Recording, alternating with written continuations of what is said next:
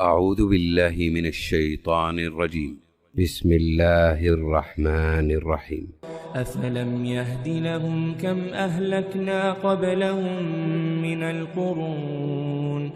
من القرون يمشون في مساكنهم إن في ذلك لآيات لأولي النهى ولولا كلمة سبقت من ربك لكان لزاما وأجل مسمى فاصبر على ما يقولون وسبح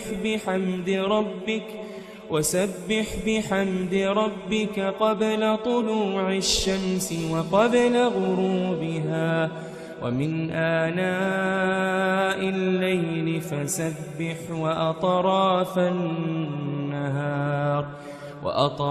النهار لعلك ترضى.